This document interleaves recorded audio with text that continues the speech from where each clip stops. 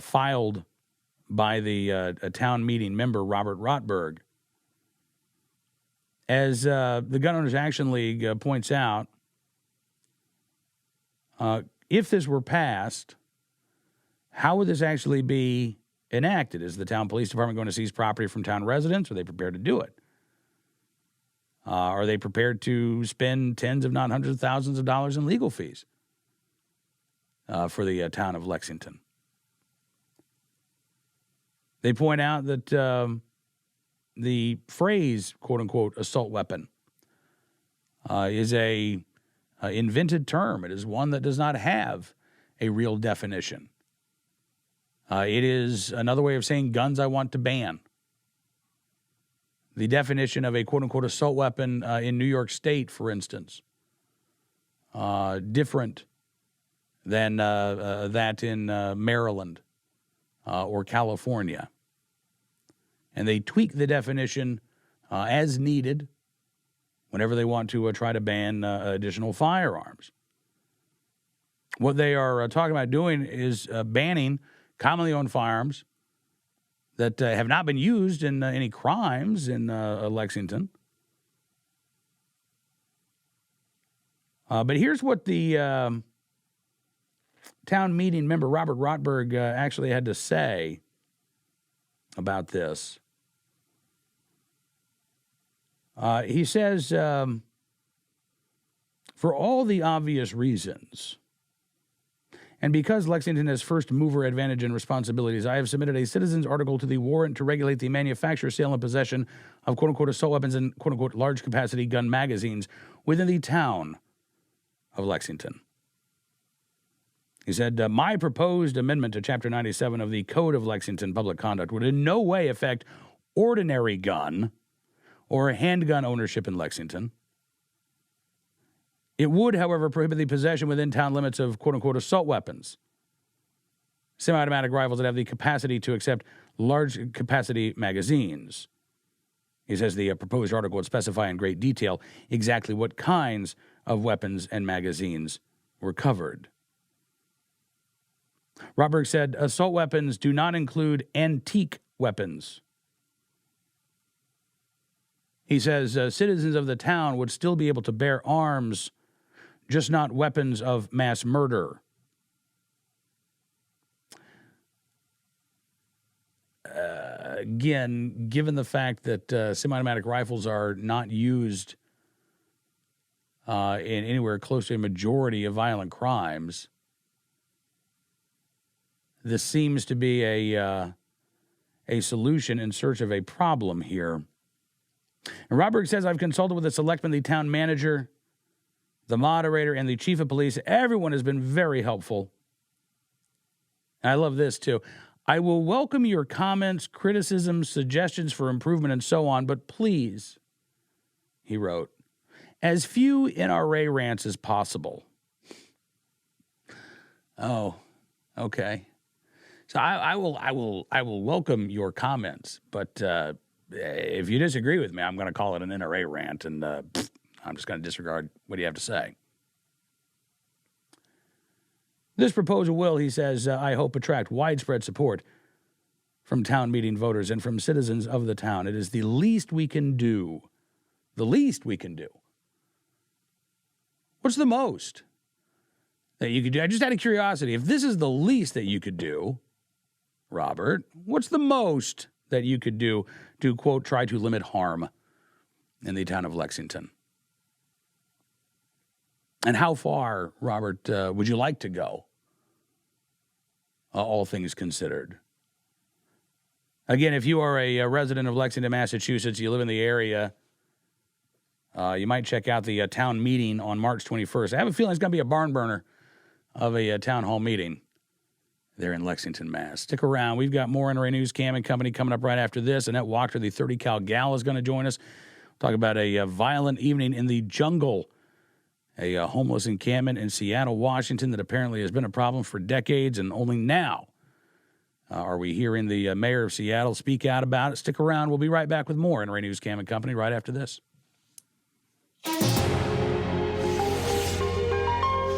Here in Nashville, Tennessee, we are with Stuart Sage from Jado Gear, NRA's Jado Gear. Stuart, you got a really cool product here. Show it to us. All right, well, Cameron, what we have here is our home defense cabinet. And the purpose of this cabinet is to take that firearm that you have laying around the house for home defense and lock it up so that children and burglars can't get it. You know, 2-minute national average for a burglar to get in your house and run around and find those things, guns, drugs, money, and jewelry. And the kids, obviously, we got to lock that gun up. So what we do is we take it and we hide it behind the wall in a cavity and in the mirror. Now, this is a latch system, so this latch just keeps little toddlers from playing with it. And I can come alongside my hand up and it'll open it up. That's not the locking mechanism. Lock's done through the fingerprint biometric system. So I take my finger and I put it in. I can put it into the light here and activate it, and you hear that lock, and now it opens it up. So I can access my firearm. After 8 seconds, it's going to lock back up. Okay. So it locks up. Lights it up, recesses into the cavity really nice. You can also hook this up to your home alarm. So treat it like a perimeter, which is very cool. Yeah.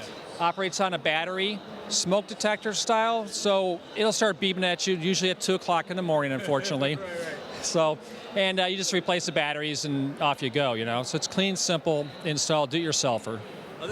Well, maybe for some people, not do it myself. But so this is something that people can just order and do and just install themselves. You betcha. So when it comes, you have a choice of a unfinished or a finished frame, and you can see it you like. It's drywall, so you just cut the drywall, install it into the wall, and you're done. There's no wiring, no electrical, self-contained. Yeah, truly do it yourself. What is, of course, we know that the gun business is booming right now. Does that also mean that your business is booming? I mean, it's got to be, I would hope it's a one-to-one relationship. Well, sure. You know, a couple years ago was it when the NRA, membership grew by 1 million in that year. There's a lot of people that are very concerned about firearms and firearm safety and lock it up. And this is what this is all about. So we've seen an increase in interest, increase in activity. A lot of women are just really coming to the floor and saying, you know what, let's lock those guns up, Dad. So. Very cool. If people want to go online, find out more, buy some of this stuff, where should they go? You bet. So go to nrajadogear.com. I'm a mom. And just like millions of other women, that's why I own guns. We're responsible, we're law-abiding, and we're everything that makes America strong. Every day, we're willing to use a firearm to defend our families. But the media will never tell those stories. If a mom puts a gun to the face of a home-invading thug and makes him run for his life, the story gets buried. But if she's unarmed and murdered, the cameras will be at the scene before the police. It's time for moms like me to speak out. We are the majority. We demand the freedom to defend our families. And we challenge the media to tell the truth about our rights. I'm the National Rifle Association of America, and I'm freedom's safest place.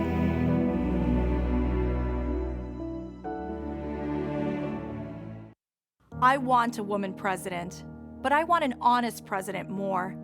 I want someone who can place their hand on a Bible and swear to preserve, protect, and defend the Constitution without telling a lie. Someone who believes in the integrity of that office.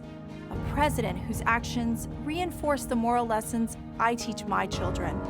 There are many powerful, accomplished women in both parties who meet and exceed that standard. But you, Mrs. Clinton, are not one of them. Your past is littered with shameful, dishonest behavior, decades of decisions that point toward your own power and fortune, not the best interest of women, the country, or the truth.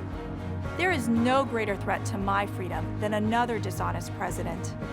I'm the National Rifle Association of America, and I'm freedom's safest place.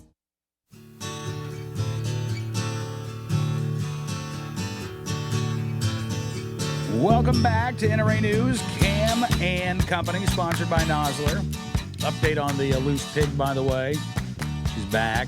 She's hanging around the fence. I'll go inside the fence, but at least she is in the area. So who knows? Maybe we'll have good news by the end of the program. Now, we've got the deal of the day, the hero of the day, good guy of the day, all coming up top of hour 3. But right now, I want to welcome to the program our friend Annette Wachter, the 30 cal gal. Annette, how are you today?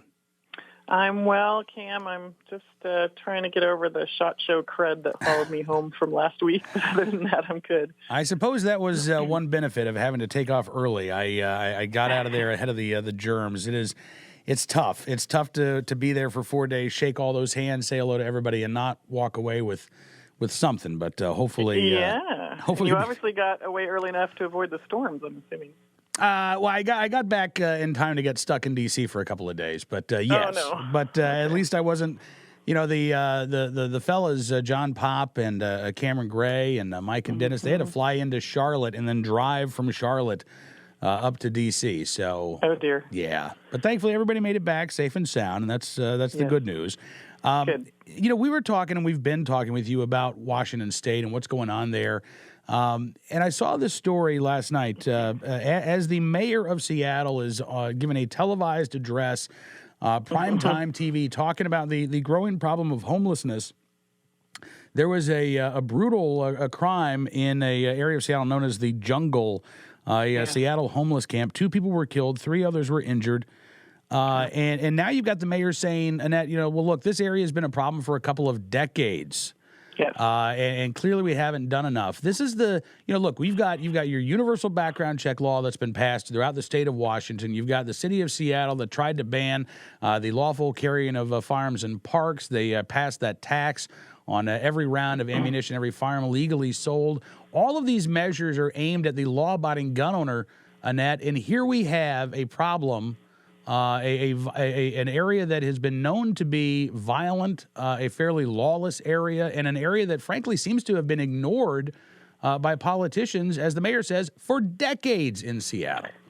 Yeah, I'm a native here, so I have personally watched for definitely the last decade the increase of the homelessness, and every so driving along the I-90 corridor and the I-5 corridor, that crossing area, and then towards the south Soto area where they were talking about the jungle is, every overpass, every bit of tree is just a sea of tents and homeless camps. And I have never witnessed anything greater. I mean, it's really amazing to see, and it just keeps getting bigger. And I've seen over the years that the city, I don't know if it's because it's very liberal or they just have not, they've ignored it, and they don't have any anti-loitering laws. And so downtown Seattle, you just feel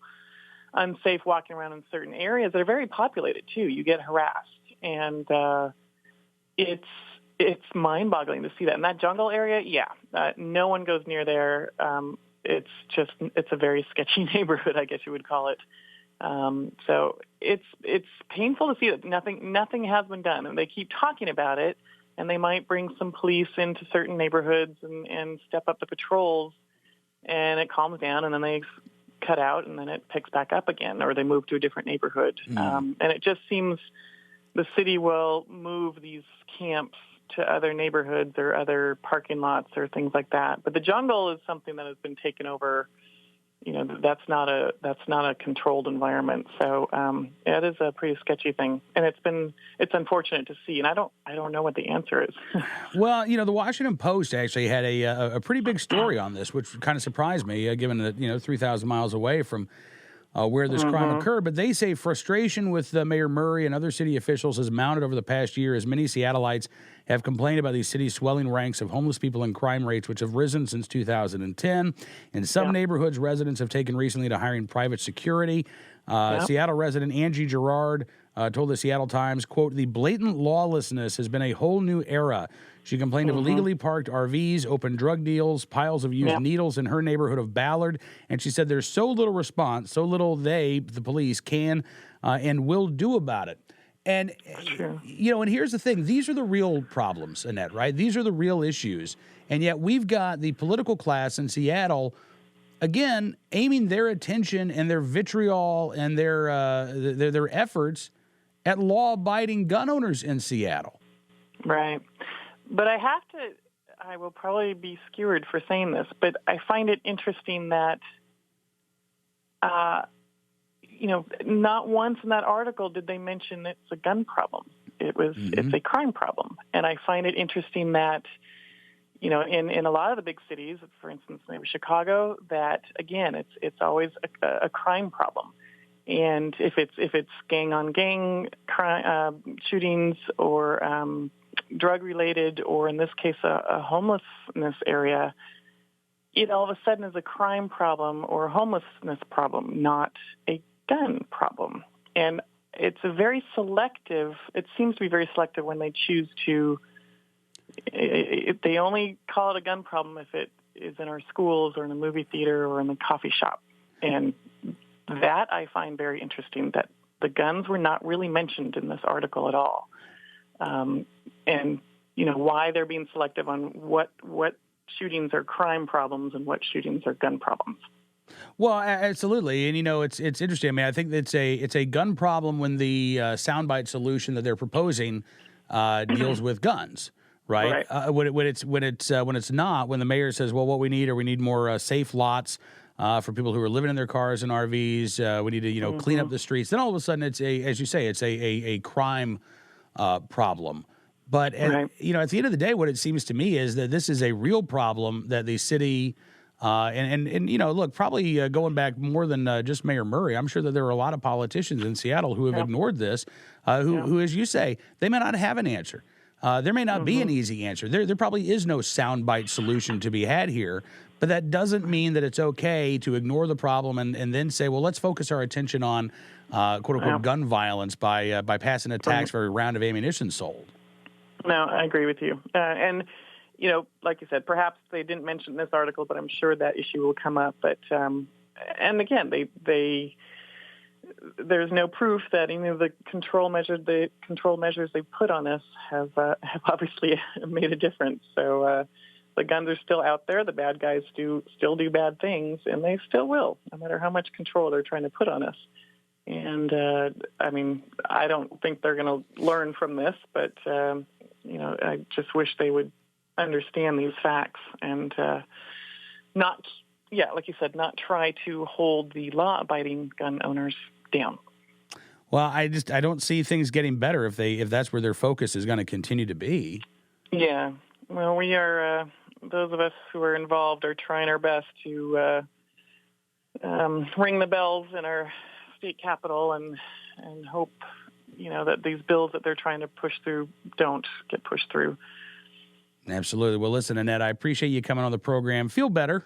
Yeah, thank you. I will. All right, we'll talk to you soon. Annette Wachter, the 30 Cal gal in Washington State, with us here on NRA News, Cam and Company. Washington Post, again, talking about this murder in the mayor's speech last night, which took place while these murders were also taking place. Post says, in many ways, the mayor's speech seemed to anticipate the fierce debate that would be reignited by Tuesday night shooting. He asked Seattleites to set aside, quote, extreme rhetoric about who homeless people are and instead focus on how to solve the crisis. Now, he, again, doesn't know how to do it. He doesn't know how to solve the crisis. But again, the message from the mayor, a reprimand to Seattleites. Don't be using this extreme rhetoric about who homeless people are. Again, I'm not a Seattle resident. Don't know what people are saying in Seattle, but nowhere that I've lived have I don't think I've ever heard anybody ever say to me that all these homeless people, all of them, they're just all criminals, drug crazed. I don't think that is an attitude that many people have. I don't think when you're talking about the homeless problem, you are talking about the individuals,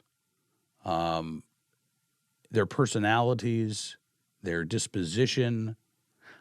I think you're talking about their homelessness. That's the problem. Now, there may be underlying issues, we may, again, be dealing with mental health issues. We may be dealing with drug addiction issues for individuals, but likely not for the entire population of those who are homeless in Seattle or around the country.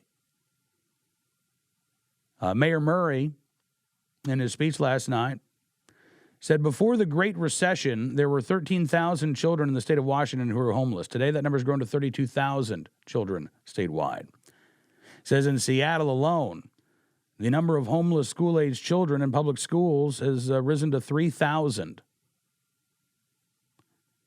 He called homelessness a national tragedy, linked it to cuts to federal programs for affordable housing, substance abuse clinics, and mental health treatment.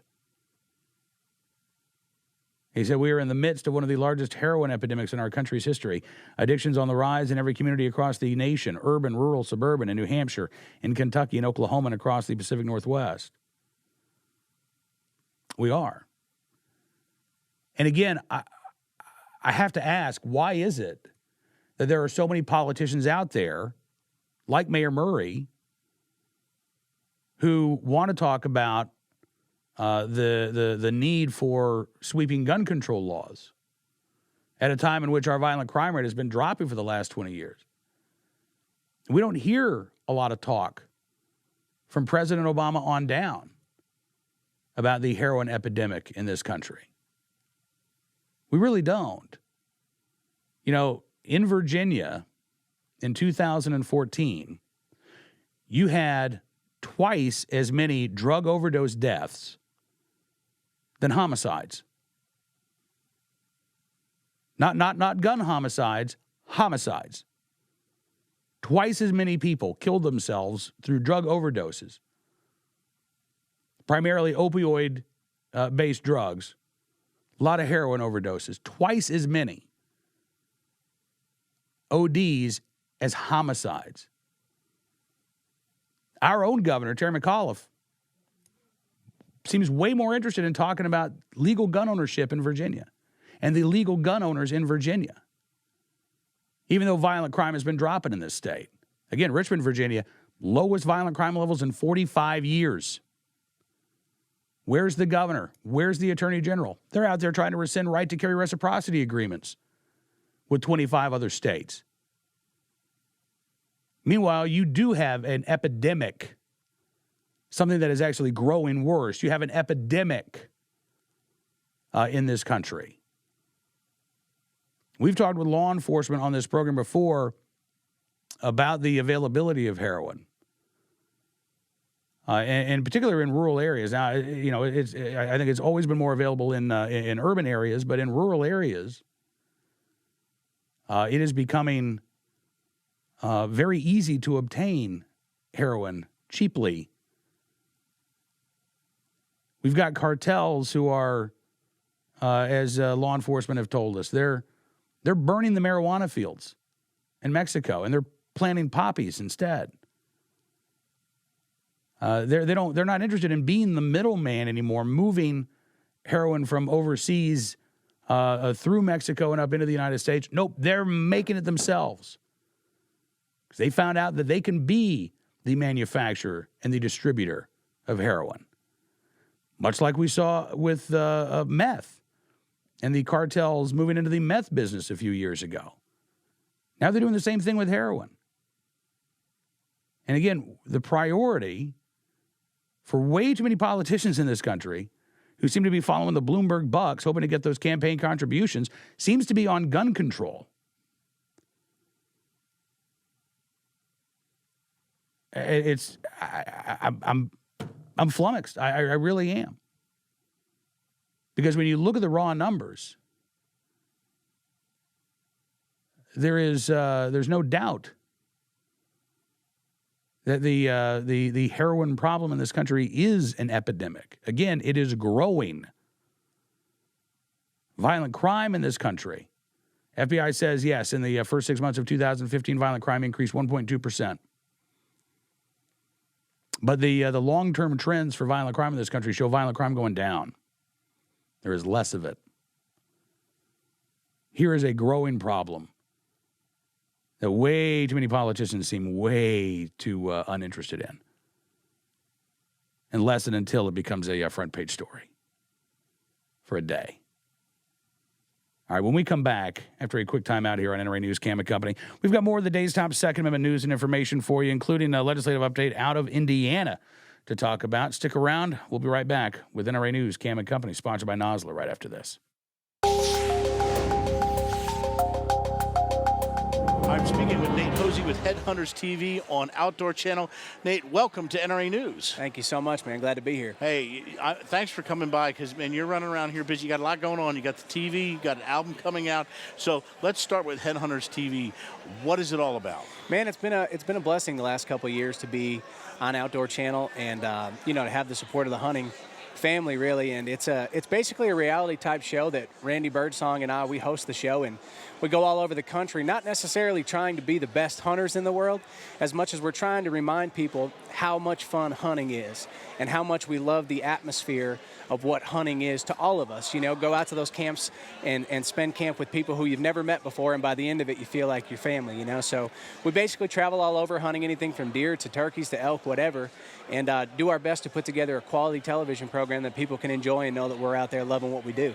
So it shows in the show that you guys love what you do. Thank you. So tell folks who haven't been out there hunting or thinking about trying it, what is it that makes it so much fun to you and so exciting? In other words, why should they give it a try? Oh man, for me, we're in a tough time now, as you know. I mean, the outdoor industry, some of us, especially with all the different avenues of social media, a lot of times, you get some pretty aggressive people on there that are trying to put you down and stuff like that. But, we're all blessed to be a part of this family, the hunting family, and to be a part of this community. And for me, there is nothing better than the atmosphere of hunting. It's not about going out there and killing an animal. It's about going out there respecting the animals, respecting God's creation, and respecting our rights as people to be out there and enjoy the outdoors. And for me, that's an atmosphere my grandfather, my dad, and all those friends of mine who brought me up hunting taught me, is to appreciate the simple things of the hunt, and every hunt you go on will always be a success.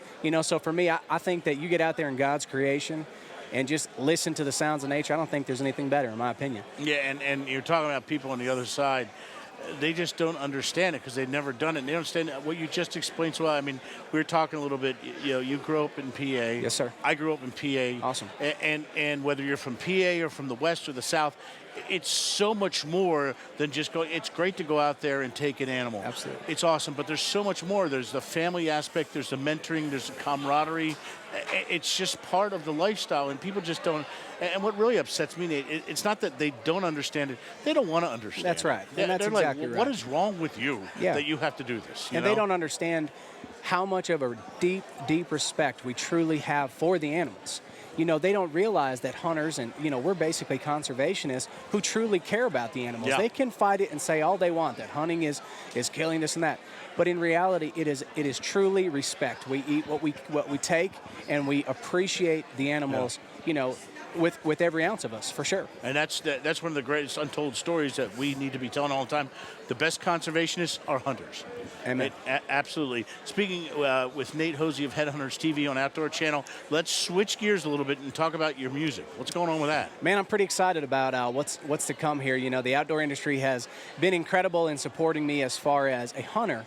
But now they're really starting to get behind this music project. It kind of happened by accident, but I've been out in Nashville working with some great folks out there and become friends with a lot of great people out there who are pushing me to put out my first album. So I'm going to give it my best, and I'm going to let it rock here in the next couple months. So explain what you mean. How did it happen by accident? A fellow out of Nashville just happened to, who works for a major company out there and deals with a lot of, big folks in the country music world, happened to see me playing. And, they brought me out there and hooked me up with some incredible writers who are also hunters. And we became friends. And, one of them who's been a major help to me his name is Red Akins. Right. And he's an incredible songwriter, possibly the best of all time in my opinion, but also an avid hunter. Right. And him and I have become great friends, and he's just kind of helped me out with the idea of the music project. More of that camaraderie, more of that Exactly, community. It's exactly. Like, yeah, you know, and it's people who hunt and who enjoy the shooting sports. They live the life. They they talk the talk, and they walk the walk. It's what they do, and it's what they love. Yeah. That is so cool. Well, I hope that you got to get back in touch with us when the music's ready to go. Yeah. We want to know all about it. So, all right. So it's Headhunters TV on Outdoor Channel. How can people get more information about Nate Hosey and about Headhunters TV? Nate Hosey, as far as myself, just my name on Instagram, Twitter, Facebook, headhunterstv.com, or we also have Headhunters TV, Facebook, Instagram. All right, Nate Hosey, Headhunter TV on Outdoor Channel. Music coming soon. Thank you so much for what you do for hunting and all the shooting sports, and thanks for being on NRA News. Thank you, man. Proud to call you a friend. Thank you.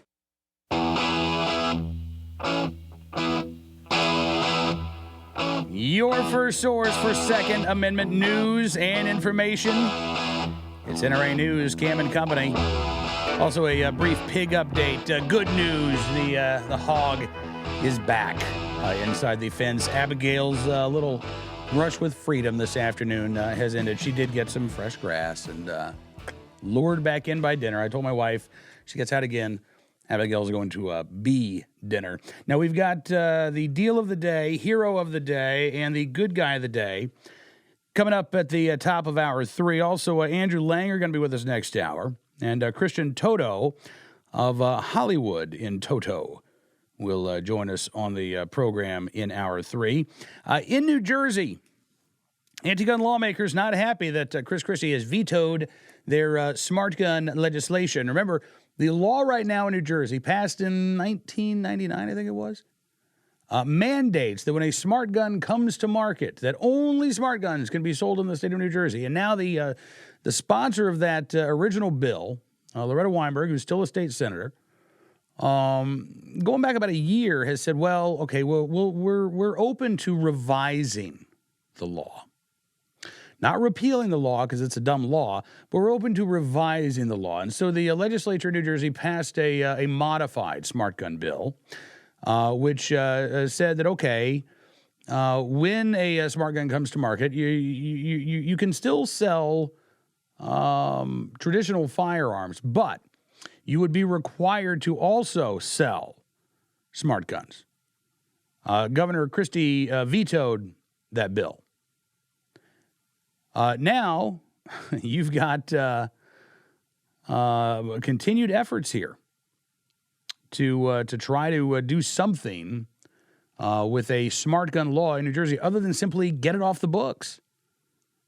NRA ILA reporting that even though the 2015 session is over, anti-gun legislators have already turned around. They've already filed a bill for 2016.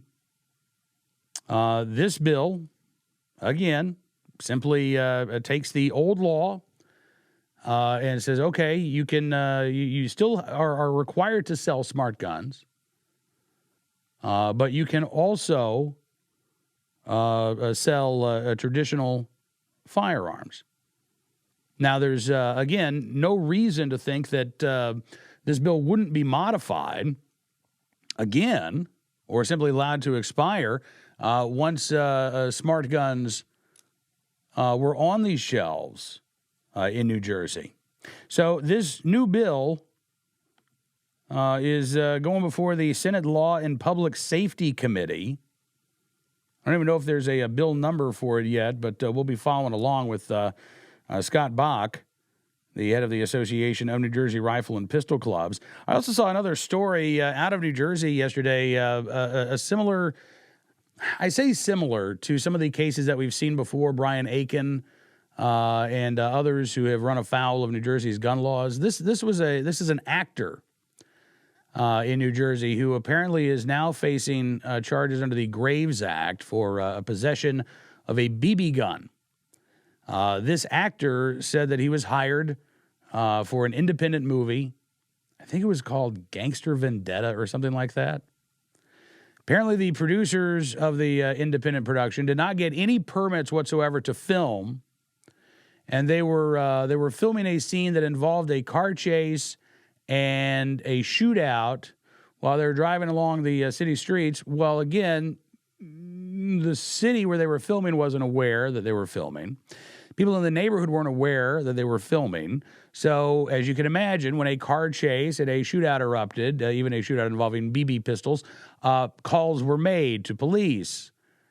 And this actor was arrested.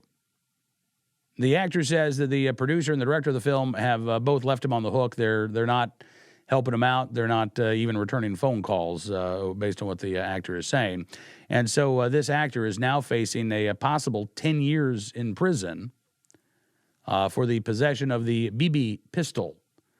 Hopefully, and we're going to continue following this case as well, hopefully that 10-year sentence doesn't come to pass here.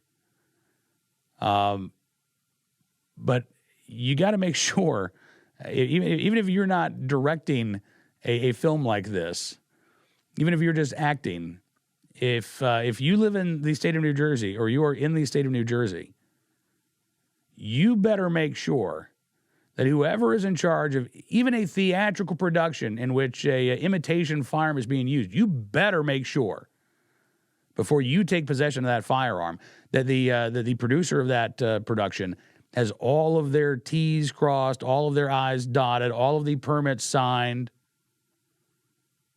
Because in New Jersey, you don't have a right to own a firearm that is recognized by New Jersey law. In New Jersey, everybody is banned from owning firearms, and you get some carve-outs. You get permission to own a firearm. You get permission to carry that firearm, which isn't really going to be given to you. And if you get permission to own said firearm, then you can take said firearm only to and from a range or a gun store. That's it. If you have a firearm, even again a BB pistol in your possession, in your vehicle, it doesn't matter if your excuse was, I forgot it was there, or I'm making a movie and you got to talk to these guys because they're supposed to have the proper permits. The law bans you from possessing a firearm or even an imitation firearm in those situations.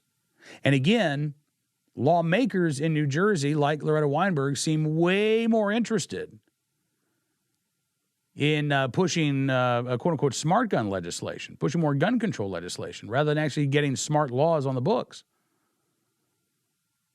Laws that actually respect the right to keep and bear arms of all law-abiding New Jersey residents, laws that would respect the right to, again, not just keep arms, but to bear arms as well. And you've got you've got a lot of good folks in New Jersey who are working hard to make the laws a little less insane. But they are fighting an uphill battle, and the laws are not going to change overnight. So again, if anybody is headed to the Garden State or you live in the Garden State, you've got to be aware that these are the laws right now on the books, and we've seen. Again, a lot of issues with these laws. We've seen Governor Christie pardon individuals for, again, bringing their lawfully owned firearm, lawfully carried firearm from Pennsylvania into New Jersey. But that's after the fact. That's after the charges have been levied. That's after the case has gone to trial, after the sentence has been handed down. And frankly, that is one individual who can issue those pardons, who could commute a sentence. That is not indicative of how the criminal justice system works in New Jersey. Meanwhile, again, with all of those restrictive gun control laws on the books, you'd think that New Jersey's violent crime rate would be a little bit better than what it is. But, you know, Camden is still Camden. Jersey City is still Jersey City. Patterson is still Patterson. Trenton is still Trenton, Newark's still Newark. You've still got very violent communities, and frankly, individuals who are doing a lot worse than engaging in a unsanctioned, unpermitted film production. And frankly, a lot of those individuals, when they are arrested, when they do face charges, they're getting a lot less than 10 years behind bars for their crimes. So we will continue following what's going on in New Jersey with that case. I also want to let you know what's going on in Indiana, where the state Senate has passed a bill that would allow employees at the state capitol to lawfully carry their legally owned firearms within the building. The bill passed the state Senate, 13 dissenting votes on the measure. Right now, lawmakers can already carry in Indiana inside the Capitol. Law enforcement can carry inside the Capitol. But again, employees and staffers can't carry inside the Capitol. And so you've got supporters of the bill making the point that, look, if we can carry as lawmakers, why shouldn't our staff be able to carry as well? In fact, one state senator, I believe, said that he actually stopped carrying about 10 years ago because his staff could not. And he didn't think that that was fair. Didn't think that that was right. So he just said, I'm not going to carry anymore. Senator Brent Waltz from Greenwood said he stopped carrying because it was, quote, completely hypocritical to allow lawmakers but not their employees to carry a firearm. So the measure, again, passing 36-13. And it now heads over to the State House in Indianapolis. We'll talk more about this piece of legislation. There are a couple of comments by anti-gun politicians that are worth noting. When we come back, though, we've got the deal of the day, hero of the day, good guy of the day. So stick around. There is much more NRA News, Cam and Company coming up right after this.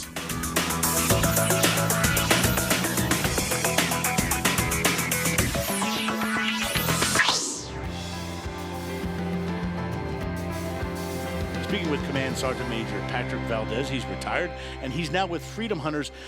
Patrick, thank you so much for being here, and we'll go right to the shot of what you tell us what you do, because this makes it a very big impression when you wheel this up to the set here. Tell us what's Freedom Hunters all about, and tell us about the chair. Freedom Hunters, we're a nonprofit. We take all veterans, all wars, all branches, and outdoor shooting activities to include hunting, target shooting, trap, long range, whatever we can get the guy out. It started out with the Wounded Warrior program at Fort Carson, Colorado, and to get guys out of the barracks, kind of like what Healing Waters did. It's hunting and getting guys outdoors. When you get back from a combat environment, you want to go back and do the things you did before. You want peace, you want calm, you want quiet, and getting guys outdoors and gals is our primary mission. So tell us about the chair you brought along. The chair it's an amazing device. It's the Action Track chair. It's an American-made. It runs 5 miles an hour. We can get guys, and I say guys meaning guys and gals, into places they can't get with a normal wheelchair. Little skinny tires get stuck in the mud, stuck in the sand. We put them in this, and we can get them right to a blind. We can get them to a duck or a goose blind. We've taken them elk hunting, mule deer out west. We've even taken them fly fishing with it. Oh, cool. Yeah, it can go into a little bit of water, not a lot. Awesome. It is battery operated. And it's just a great tool to get guys out. And it gives them independence. It gets the guy that's in a chair the freedom to get off the concrete and get into the snow, sand, or whatever, and not have to worry about getting stuck. So why did you do this? You know, I started out as a patient in the program.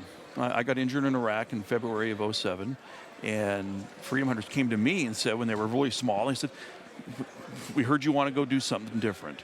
And I'd never been waterfowl hunting, so they took me, and that's how I started with them. So I was initially a patient in the program. Cool. Then I became a mentor. Now that I'm retired and have a little more time on my hands, I work as an outreach coordinator helping the guys out. That's awesome. Talking with Patrick Valdez with Freedom Hunters. So Patrick, I was out at Camp Perry one time at the Nationals there, and I know exactly what you're talking about. There was another organization who worked with wounded vets, and they got them out hunting and shooting. Those guys just, it's what they grew up doing. It's why a lot of them got into the service to begin with, and they're just so happy just to be getting out there again and just being out with the guys. It's hugely impactful to them. Well, it's an independence issue. That when they get back, they're well medicated, they're being taken care of, they have all these appointments, and then they're like, I just want to go be by myself or get back into the wild. And especially at Camp Perry, it's a little sandy there. Yeah. And I've seen what wheelchairs do there, and they sink. And then all their buddies, usually 4 of them, drag them to the firing line. And I've been on hunts where we didn't have a track chair available, and we had to drag the guy in his chair up to a blind. Yeah. So something like that chair can't be cheap. So tell me, I'm obvious you guys probably need support. So we've got about 30 seconds left here. Tell us about Freedom Hunters. How can people get involved? How can they help out? FreedomHunters.org, first of all. Come to our site.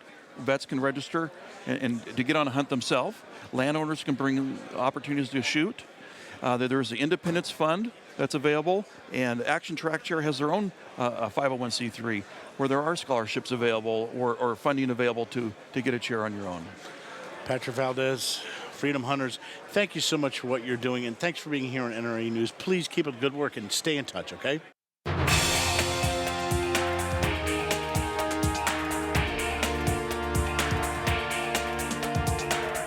Hour 3 of NRA News, Cam and Company, starts right now. Thank you so much for being a part of the program today. On the show this hour, Christian Toto of Hollywood in Toto, Andrew Langer from the Institute for Liberty with us. And don't forget, if you miss any of the live show, 2 p.m. Eastern on NRAnews.com, you can check us out on demand all the time on iHeartRadio, on the new NRA News Roku channel, and on Sirius XM's Patriot Plus app as well. You can find us there starting at 9 p.m. Eastern each and every weeknight, and, of course, midnight Eastern, 9 Pacific on Sirius XM Patriot 125. And before we get to our Hero of the Day, sponsored by AdCore Defense, our Deal of the Day, our Good Guy of the Day, I want to talk a little bit more about that bill that passed out of the state Senate in Indiana yesterday, the bill that would allow staff members and employees there at the state capitol to carry their lawfully possessed firearm there on the Capitol grounds. Right now, state administrative code currently prohibits firearms at the state office buildings with exceptions for law enforcement, judges, and lawmakers. But again, not their staff. The Indianapolis Star said Senator Greg Taylor, Democrat from Indianapolis, worried that a proliferation of handguns at the State House could put black Hoosiers at risk. He referenced recent high-profile shootings of unarmed black men across the country that have been caught on video. He said he once saw Senator Brant Hirschman's handgun during a legislative debate. He said, quote, "If you look like me, that's going to be a problem." I would like to think that that is not the case, but if, in fact, Senator Taylor is correct, that is not a gun issue. That seems to me like that would be a policing issue. Because, again, no matter the color of your skin, no matter the population density of where you live, no matter the political affiliation of your elected representatives, you as a law-abiding American have that constitutional right protected by the Second Amendment to keep and bear arms. It doesn't matter if you live in a gated community with no crime whatsoever. It doesn't matter if you live in the worst neighborhood in Indianapolis or Chicago. It is your right to keep and bear arms. We don't get rid of rights. We don't discard them or trash them or say, well, I don't think that I could exercise that right, so therefore, you know what, we shouldn't have that right. If that is an issue at the Capitol, and I don't know that it is, it's not a Second Amendment issue. The Indianapolis Star says at one point, Senator Jim Tomes sponsored the bill, and Senator Greg Taylor sparred over the necessity of the legislation. When Tomes referenced gang activity in Indianapolis, Senator Taylor said, "Do you think a gang member is going to try to come in here and take something from you?" Well, no, Senator Tomes replied. He said, "Senator, I think you missed the point. He said, it's when they leave the safety of this building. But if this becomes law, they certainly would have reservations about coming in here with 200 people packing guns. You know, again, the line of questioning there by Senator Taylor. All right, so you really think that, we got a crime problem inside the Capitol? Maybe not. But we're not just talking about people being inside the Capitol, right? We're talking about people being able to go to and from their vehicles. Same argument we get about campus carry. Do you think that classrooms are really violent places? Do you have to defend yourself against an armed robber in a classroom? Probably not. But if that class lets out at 7:30, 8 o'clock at night, and you're walking across campus to your vehicle, or you're walking across campus to go back to your off-campus apartment, you're walking back across campus to go to your housing, yeah, you actually could be the victim of an armed robbery. Because we know that campuses are not crime-free. I'm guessing the Capitol complex is not crime-free either in Indiana or elsewhere around the country. Anyway, the bill, again, passing 36-13 in the state Senate. All 10 Democrats, 3 Republicans voting against it, but it now heads over to the state House. Now let's get to our hero of the day, sponsored by AdCore Defense. From WLKY in Louisville, Kentucky, where the NRA annual meeting will be taking place later this year.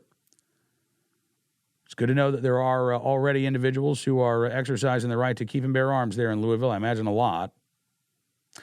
It was just before 6:30 p.m. Tuesday, January 26th, in a parking garage at 5th and Jefferson Streets, downtown Louisville. A woman walking to her vehicle.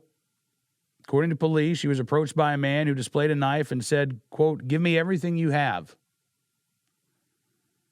The woman then pulled out her firearm and shot the attacker while she was in the parking garage, according to officials. Police said the woman then called police. The suspect taken to University Hospital with non-life-threatening injuries, and the woman who acted in self-defense is going to be okay.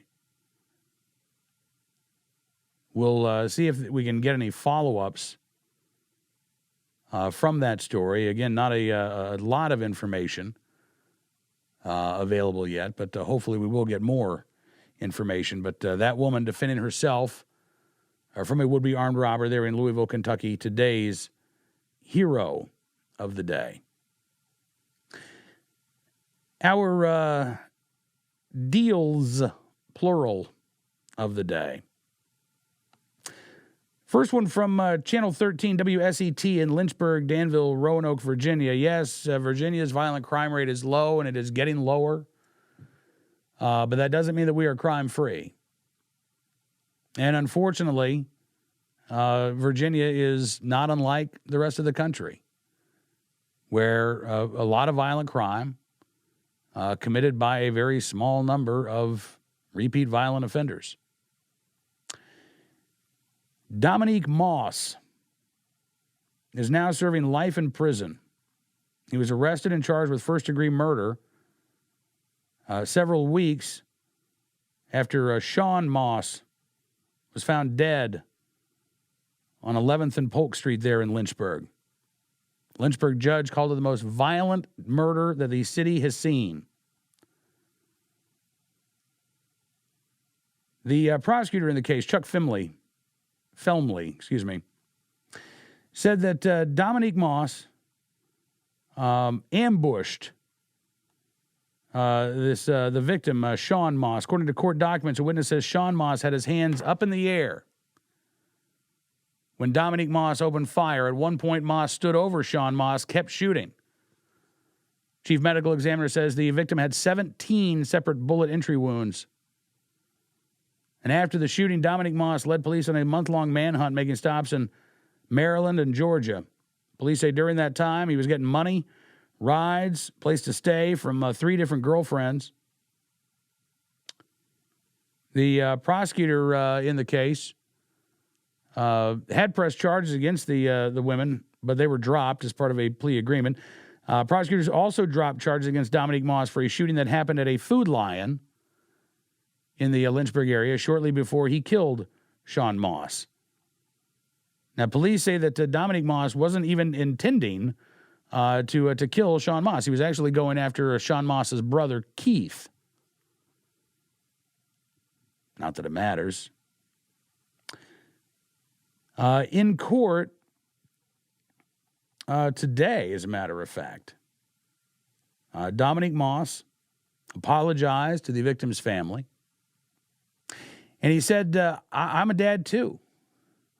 And I've made changes in my life. Hoping for some leniency from the judge, perhaps. But the judge said because of his long criminal history and the manner in which he killed Sean Moss, Dominique Moss was out of second chances.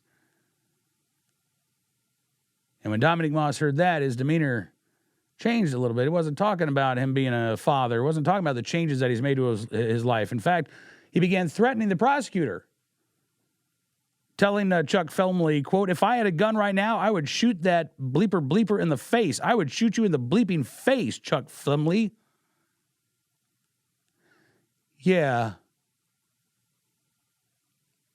WSET says Moss, in addition to serving his life sentence, will also be serving an additional 2 years for punching a Blue Ridge Regional Jail officer in the face.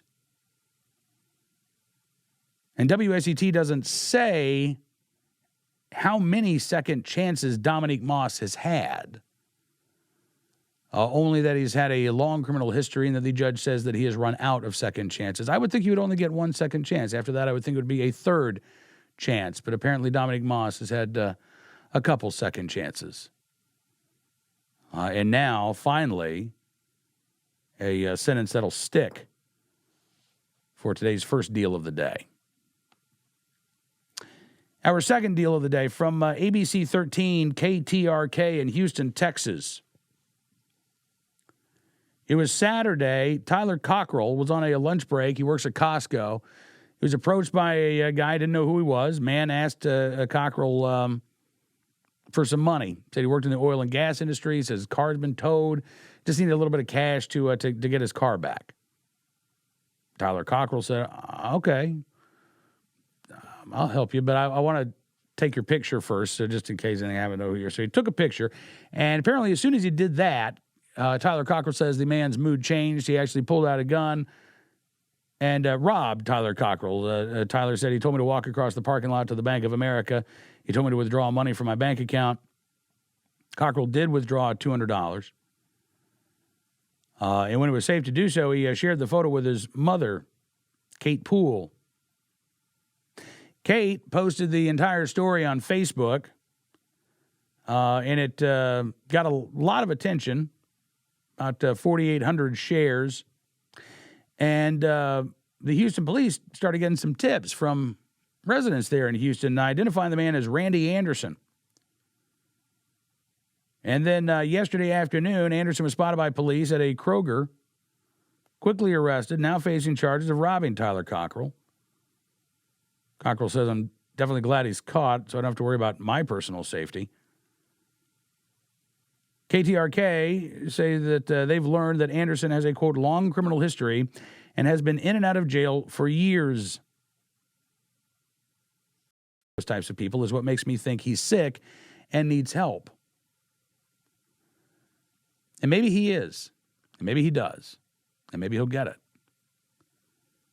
But it could also be that Randy Anderson isn't sick and doesn't need help. Could be that Randy Anderson is targeting very nice, outgoing people because he thinks they're easy victims.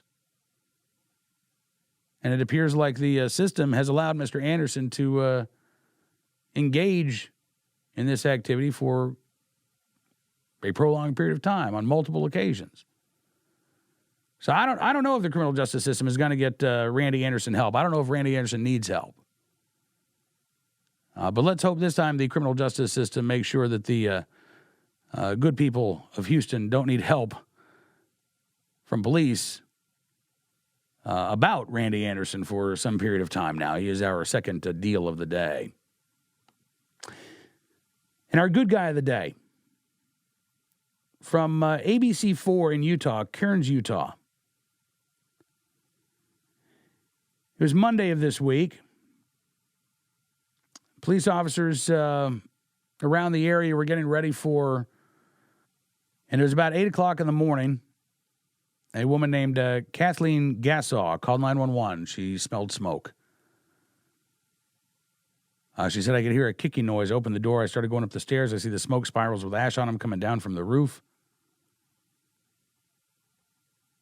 A unified police officer was in the area. He was about to report to his precinct before heading to Officer Barney's funeral.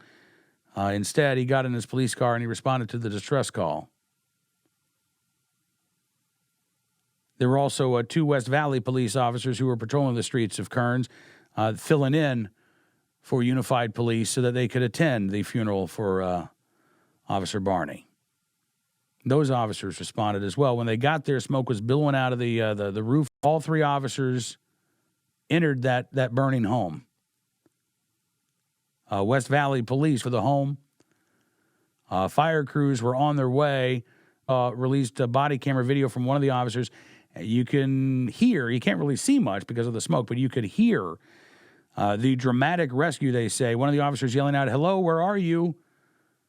And then you hear the voice of one of the elderly people inside the home coming from downstairs. Sergeant Trudy Cropper said, "We're going to try to